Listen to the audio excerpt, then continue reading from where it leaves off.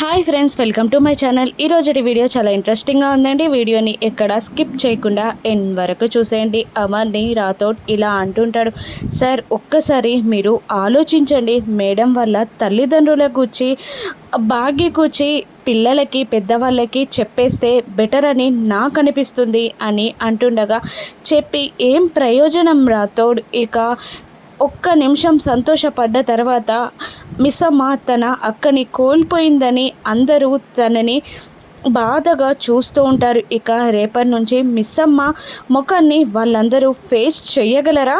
అయినా చెప్పడంలో నాకైతే ప్రయోజనం కనిపించట్లేదు. బాగా ఆలోచించాకే నేను ఈ నిర్ణయం తీసుకున్నాను అని అమర్ తేల్చి చెప్పడంతో మళ్ళీ రాథోడ్ ఇలా అంటుంటాడు, అలా చెప్తేనైనా పిల్లలకి తాతయ్య పిన్ని ఉన్నారని తెలుస్తుంది కదా సార్ అని అంటుండగా, వాళ్ళకి చెప్పకపోయినా కూడా ఆయన ఆ పిల్లలకి తాతయ్యే, మిస్సమ్మ ఎలాగూ వాళ్లకు పిన్నియే, వాళ్ళ ప్రేమల్లో ఎటువంటి లోపం కూడా ఉండదు అని అమర్ అనగానే ఇక రాథోడ్ సైలెంట్ అయిపోతాడు. మరోవైపు రణ్వీర్ అమర్ ముందు మనోహరి తన భార్య కాదు అని చెప్పడంతో షాక్ అవుతూ మనోహరి రూమ్లో అటూ ఇటూ తిరుగుతూ ఉంటుంది.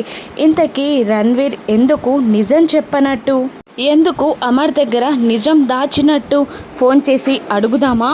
వద్దు. ఏమని అడగాలి? నేను నీ భార్యని కాదని ఎందుకు చెప్పావు అని అడగాల? అమ్మో వద్దు అని మనోహరి తనలో తానే మాట్లాడుకుంటూ ఫోన్ వైపు చూస్తూ ఉండగా ఇక తన ఫోన్ రింగ్ అవుతూ ఉంటుంది. అదే టైంలో రణ్వీర్ మనోహరికి వీడియో కాల్ చేస్తాడు. అమ్మో వీడెందుకు నాకు వీడియో కాల్ చేస్తున్నాడు అని భయపడుతూనే ఫోన్ లిఫ్ట్ చేస్తుంది మను. కానీ స్క్రీన్ పైన ఎవరు కనబడకపోవడంతో కాస్త ఆశ్చర్యంగా చూస్తున్న మనుని భయపెట్టేలా ఒకేసారి స్క్రీన్లోకి దూకి బూమ్ అని అరుస్తాడు రణ్వీర్. ఇక మను భయపడిపోవడంతో, ఏంటి మనోహరి, ఈ మాత్రం దానికే భయపడిపోతావా? ఇంతకు ముందు అందరి ముందు నీ దగ్గర ఫ్రీగా మాట్లాడలేకపోయాను కదా, ఫ్రీగా విష్ చేయలేకపోయాను కదా, అందుకే వీడియో కాల్ చేశాను అని అంటుంటాడు రణ్వీర్. నీకేం కావాలి అని మను కోపంగా అడుగుతుండగా, ఏం కావాలన్నా ఇచ్చేస్తావా, నీ ప్రాణం కావాలి అని ఒకేసారి వాయిస్లో చేంజెస్ని తెస్తూ రణ్వీర్ మాట్లాడుతూ ఉండగా మను షాక్ అవుతూ ఉంటుంది. ఇవ్వవు కదా, అందుకే నువ్వు నాతో రావడం కావాలి, నీకోసం అక్కడ చాలామంది వెయిట్ చేస్తున్నారు అని రణ్వీర్ అంటుండగా, అది జరగనపది, ఈ జీవితంలో అది జరగదు, నువ్వు వెళ్ళిపో అని అంటూ ఉంటుంది మను. జరగాలి, జరిగి తీరుతుంది, ఖచ్చితంగా నేను నిన్ను తీసుకొని ఇక్కడ నుండి వెళ్తాను అని రణ్వీర్ కూడా అదే కోపంలో చెప్తూ ఉంటాడు మనోహరికి. ఇక ఇంతకు ముందు ఆ విషయం చెప్పేయకపోయావా అని అంటుంటుంది మను.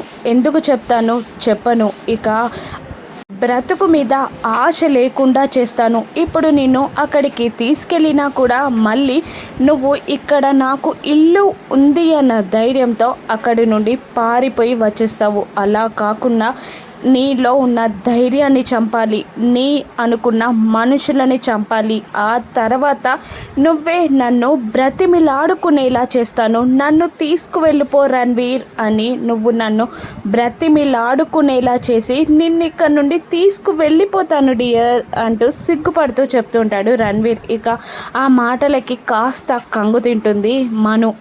అది జరగని పని అని మను మళ్ళీ అంటుండగా, జరిగేలా నేను చేస్తానుగా, ఈ రణ్వీరుడి ఆట నువ్వు ఇకపై చూస్తావు అని అంటూ కోపంగా వీడియో కాల్ని కట్ చేస్తాడు రణ్వీర్. ఇక మను ఆలోచనలో పడిపోతుంది. ఎలాగైనా ఏదో ఒకటి చేయాలి, అమర్ భాగ్యులని విడదీసి అమర్ని నావాణ్ణి చేసుకోవాలి, ఇదంతా రణ్వీర్ నన్ను తీసుకు వెళ్ళకముందే చేయాలి, ఏం చేయాలి అని ఆలోచిస్తూ మనోహరికి ఏదో ఒక ఐడియా తట్టడంతో, ఇక నీ పని కథం బాగి అని మనసులో అనుకుంటూ ఉంటుంది మిస్సమ్మ.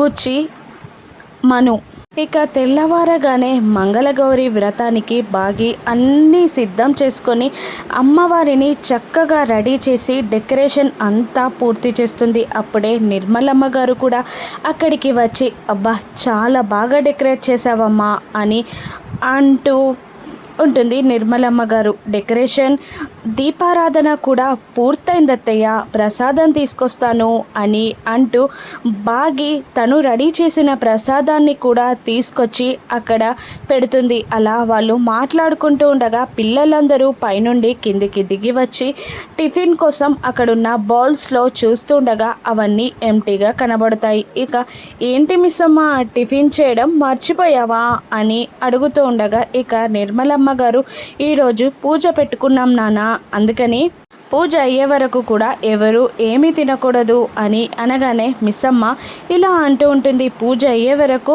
అందరం కూడా ఉపవాసం ఉండాలి అని బాగి అనగానే ఇక అంజు ఇలా అంటుంటుంది. అలా అని దేవుడు నీకు చెప్పాడా అని అంటుంది అంజు.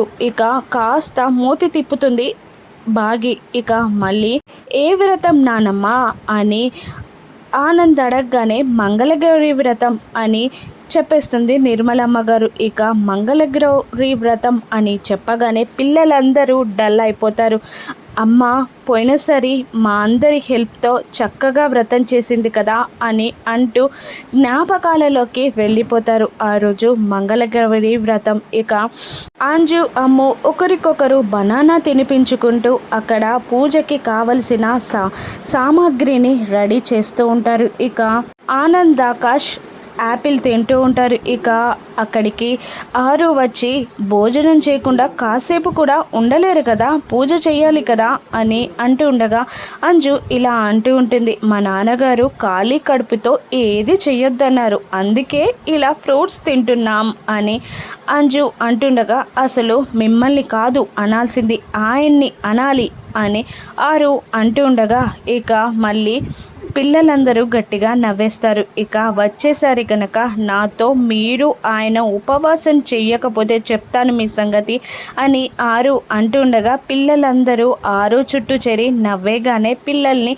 దగ్గరగా తీసుకుంటుంది ఆరు. ఇక అలా వాళ్ళు నవ్వుకుంటూ మాట్లాడుకుంటూ అమ్మ ఈ పూజ నువ్వెందుకు చేస్తావు అని అంజు అడుగుతుండగా నేను చిన్నప్పుడు అమ్మ కావాలి అని చాలా ఏడ్చేదాన్నంట. అప్పుడు మా వార్డెన్ గారు పక్కనున్న అమ్మవారి గుడికి తీసుకెళ్ళి తనే మీ అమ్మ అని చెప్పింది. అప్పుడు నుంచి ఏది కావాలన్నా అమ్మవారిని అడిగేదాన్ని. అలా నాకు ఈ అమ్మవారి పూజ అలవాటైంది అని ఆరు పిల్లలకి చెప్పిన విషయాలన్నీ పిల్లలు గుర్తు తెచ్చుకుంటూ ఇప్పుడు నిర్మలమ్మ గారిని అంజు ఇలా అడుగుతుంటుంది. అమ్మవారిని ఏది కోరినా ఇస్తుందా అని అడుగుతుండగా ఖచ్చితంగా ఇస్తుంది అని నిర్మలమ్మ గారు అనడంతో నాకు అమ్మ కావాలి అని అడుగుతాను అని అంటూ ఉంటుంది అంజు. ఇక ఆనంద్ ఆకాష్ కూడా అలాగే అనడంతో ఇక నిర్మలమ్మ గారు బాగి వాళ్ళిద్దరిని ఓదార్చడానికి ట్రై చేస్తూ ఉంటారు. ఇక మళ్ళీ అమ్ము ఇలా అంటుంటుంది. పోయినసారి అమ్మ కోసం ఉపవాసం చేయలేకపోయాం, కానీ ఈసారి అమ్మ కోసం నువ్వు పూజ చేస్తున్నావు కదా, మేమందరం ఉపవాసం ఉండి నీకు హెల్ప్ చేస్తాం అని అంటూ ఉంటారు పిల్లలందరూ. అలాగే మీరు వెళ్ళి ఫ్రెష్ అయ్యండి అని నిర్మలమ్మ గారు అనగానే వాళ్ళు పైకి వెళ్ళిపోతారు. ఇక బాగి మళ్ళీ వెళ్ళి అమ్మవారి దగ్గరున్న కుంకుమని తన నుదుటి మీద పాపెట్లో పెట్టుకొని ఇక పూల కోసం గార్డెన్లోకి వెళ్తూ ఉంటుంది. ఇక గార్డెన్లో ఆరు గుప్తా గారు ఇద్దరు మాట్లాడుకుంటూ ఉంటారు. ఏదో ఆలోచిస్తూ ఉంటుంది ఆరు. అప్పుడు గుప్తా గారు ఈ వర్షం కన్నా నీ సందేహాల్లో మునిగిపోయేలా ఉన్నాను, నేను తడిసిపోయేలా ఉన్నాను, నీ డౌట్ ఏంటో అడుగు అని గుప్తా గారిని ఆరు చూస్తూ ఉండగా గుప్తా గారు అడుగుతూ ఉంటారు. అప్పుడు ఆరు ఇలా అంటుంటుంది. గుప్తా నన్ను బంధించలేడని మీకు ముందే తెలుసు కదా, అయినా మీరు ఈ టైంలో ఇక్కడికి స్పెసిఫిక్గా ఎందుకు వచ్చినట్టు అని ఆరు అడగగానే గుప్తా గారు తడబడుతూ ఉంటారు. ఏంటి నా మీదే మీకు అనుమానమా అని గుప్తా గారు అంటూ ఉండగా ఇక ఆరు ఈరోజు పౌర్ణమి కాదు, అమావాస్య కాదు, మరి నన్ను వెతుక్కుంటూ మీరెందుకు వచ్చినట్టు అని గుప్తా గారిని మళ్ళీ ఆరు అడగగానే హతవిధి నన్ను నమ్మట్లేదు ఈ బాలిక అని గుప్తా గారు అంటుండగా ఓరిని ఏషాలు అని అంటూ నాలిక కరుచుకుంటూ ఎవరినైనా నమ్ముతాను, చివరికి మనోహరిని కూడా నమ్ముతాను, కానీ మిమ్మల్ని నమ్మను అని ఆరు అనేస్తుంది. ఇక ఈ సోదరు లాంటి నన్ను నమ్మవా అని గుప్తా గారు ఆరుని అంటూ ఉండగా అలా వాళ్ళిద్దరూ మాట్లాడుకుంటూ చెట్టు దగ్గరికి వెళ్ళిపోతారు. అప్పుడే పూల కోసం అటువైపుగా వస్తున్న బాగి ఆరుని చూసి అక్క అని అంటూ పలకరింపుగా అక్కడికి వెళ్తుంది. ఇక ఆరు కూడా భాగ్యని చూస్తూ మిస్ అమ్మ ఈరోజు చాలా అందంగా రెడీ అయ్యావు, ఏంటి స్పెషల్ అని అడుగుతుండగా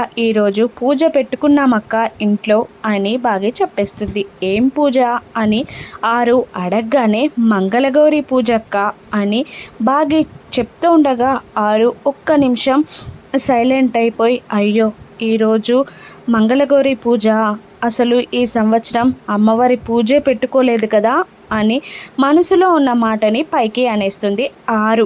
ఇక దాంతో అవునా అక్క, మీరు కూడా ఈసారి పూజ చేసుకోలేదా, నాతో పాటు మా ఇంట్లోకి రండి పూజలో కూర్చుందురు కానీ అని బాగి అనగానే ఒక్క నిమిషం షాక్ అవుతూ ఉంటుంది ఆరు.